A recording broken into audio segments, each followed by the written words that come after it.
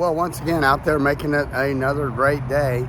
And I'm leaving Louisiana in the broad daylight, as they had a song called that by the Oak Ridge Boys, I believe. But before I left, I had another interview with my good friend and movie actor, Bill Gribble, who was in the second episode of the Dukes of Hazzard, Daisy's Song, and he was also Cooter, the original Cooter, in the Moonrunners movie by Guy Waldron, which was the basis for Dukes of Hazzard. And he also went on to work with Chuck Norris on Walker, Texas Ranger, and he's did a whole bunch of other films. He's also in John Schneider's To Die For. I'm in John Schneider's To Die For as well. I'm a doctor's assistant, and John will be releasing that this October 20th on Cineflix DOD, and then he's gonna have it on DVD, and it's gonna be fun. Can't wait to see the final product. I've seen some of it. John has showed me while I was there in Louisiana working with John, but I'm back in Florida, and I got more videos coming, but right now we're gonna go and watch a video by actor Bill Gribble, and he pretty much talks about how he got started in the movie business, which is very interesting. He did westerns and stuff, and I just sat down with him at the River House before I left, and got a little 12-minute video of him talking about his career and how he got started, and it's fun, and that's coming at you right now. Right there on the floor, Gigi. Scott! Where are you going in such a hurry, boy? Not even a slight bit of mild nudity. Hey everybody, this is John Schneider. We are the Gravlax Brothers from the planet Fuckleton. Hey, this is Butch Patrick from the Munsters. I'm gonna put you out of the jail and throw away the key. Making a great day. Because you deserve it. Yes, you do. You deserve it. You deserve a great day.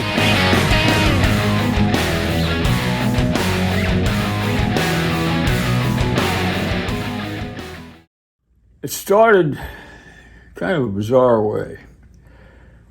It started with a full house. 3 jacks and 2 sixes, as I recall. I was playing poker with 4 legends. Robin, what was his name? Robin Moore, who wrote The French Connection and who also wrote The Green Berets. Now, at the time, I didn't know these 4 guys were legends. The other 3 were Chuck Roberson, John Wayne's double, Gary Cooper's double, Randolph Scott's double, Eddie Dono, probably the strongest stuntman that ever lived, who doubled for Bob Conrad on Wild Wild West. Chuck Couch, and Chuck Couch, Chuck Roberson, Eddie Dono, and Robin Moore, and me, around a poker table after a hard day's work. And Eddie Dono, who I worked with 20 years later on a wonderful movie called Winter People, was probably the toughest man I've ever known. He's about 5 feet 6 inches tall and looked like a brick wall. And he gave me a hard time in 1967 when we shot The Green Berets, and in 1987, 20 years later, when we made a movie called Winter People. I had a scene where I had to use a bullwhip and whip a woman, Kelly McGillis, holding her baby into a river, a raging cold river in North Carolina. So for weeks I practiced with the bullwhip, 12-foot beautiful bullwhip. I'd practice wrapping it around somebody's neck without hurting them, you know.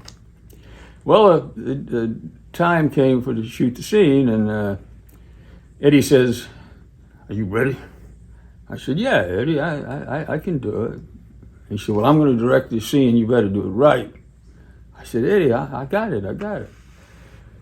What they didn't tell me was I was on a horse in the middle of this raging river trying to wrap a bullwhip around Kelly McGillis's neck about 7-8 feet away.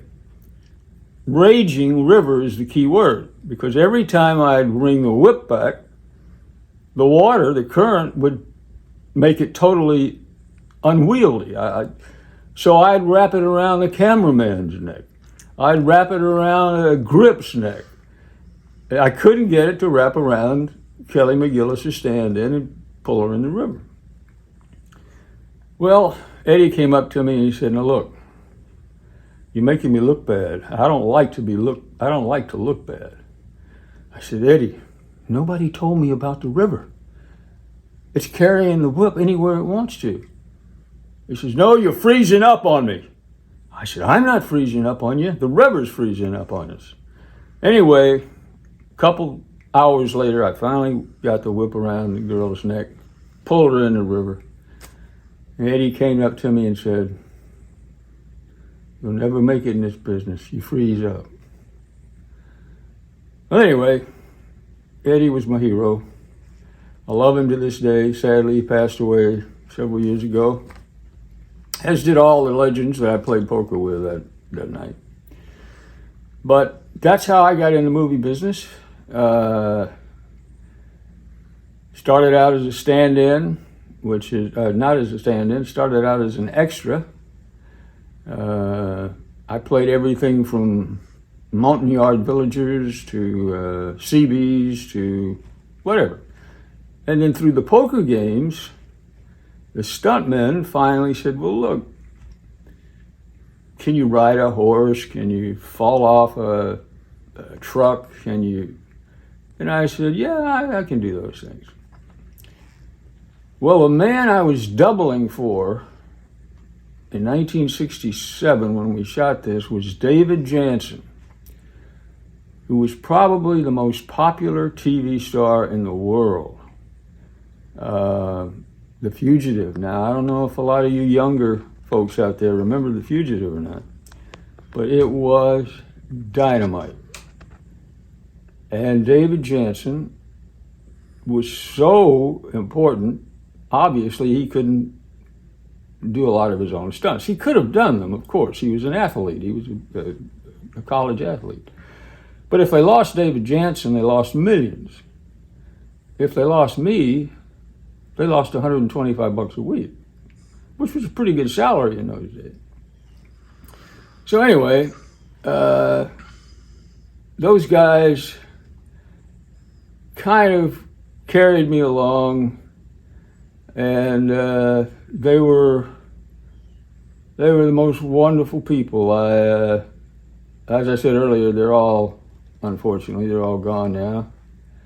But I still think about them all the time, because had I not gotten in that poker game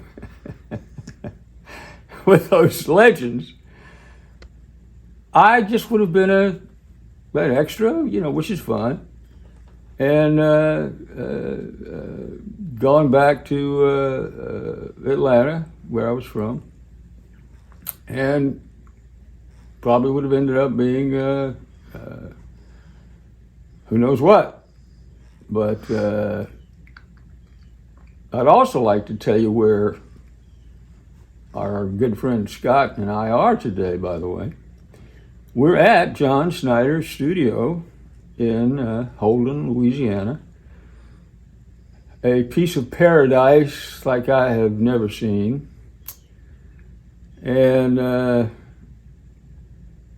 at this stage of the game for me, having been around for about 50 years or so in the movie business, John came to my rescue when I called him and told him I had a movie I wanted to do about John Wilkes Booth, and that there was a possibility that John Wilkes Booth had not been killed. Now, I'm not going to get into whether I believe it or not. But the point is, it's a rambling good story. Well, anyway, John said, well, come on down to the studio. Let's talk, and let's see what we can do. So here I am. Scott Dickinson, myself, John's nephew, Phil Snyder. We've all become good pals. I spend most of the time writing, researching, and hopefully we'll start shooting this thing on Booth called Backtracking Booth Assassin, probably in the next 30 to 60 days. And John's in the process of finishing up a wonderful film called To Die For. And it is a beautiful piece of work. We're probably a week or so away from finishing it. Scott and I have been privileged to work on that in various capacities. So I want you all to please be on the lookout for To Die For, where I think John does his absolute, positively best work of his whole career. I mean, this is a character that he plays a lot of depth, a lot of emotion. Not only the action, there's plenty of action there, but the nuances that John portrays, I think you'll be very excited about seeing John Snyder play a part that's got so many layers to it that not many actors could do it. And as I told John, I said, John, your best days are ahead of you. I mean, the Dukes of Hazzard was wonderful. I mean, I loved it. The world loves it. But this is a whole departure. So I want you to all be on the lookout for To Die For, which we hope will come out probably October. And there's a little political twists and turns in there. So I want you to we'd like to have it out before the midterms, you know. And it's provocative. It's a provocative film. And just kind of be on the lookout for that. And be on the lookout for Scott. He's been away from doing his wonderful videos for months now because he's been busy on this film. And we've all kind of pushed all our other stuff aside because we've all taken this film as our own, you know. So I'll be talking to you more about some other things, and I'm proud to be here. Give Scott a little time to get back up on board there, and we're going to have some really exciting videos for you that I think you'll like. And just bear in mind that we've been busy. The weather's been crazy. We're in Louisiana. And if you don't like the weather the way it is today, it'll probably change tomorrow. So stay in touch with Scott. We got plenty of good stuff ahead. I got a lot of funny stories about how a guy can get started in the movie business with no connections. I mean, John and I both, we started at the bottom. And we'll be doing this in connection with traveling, you know, with the tourist trap situation. We'll be going on some locations that you're familiar with, and we'll tell you the stories of those locations and how those locations became to be so iconic today. So until I talk to you again, until we meet again, God bless you, and hold it between the lines. Well, that was movie actor Bill Gribble, great friend of mine. Miss Bill. I'm in Florida now. I'm back in Florida. I got videos coming. I've been shooting videos. Yes, videos are coming. And stay tuned. I will be uploading videos regularly, hopefully regularly, whatever I can go find and explore and check out, and still helping John and Alicia remotely, and back here doing what I do best in Florida. Keep going out there, making it a great day, because you deserve it.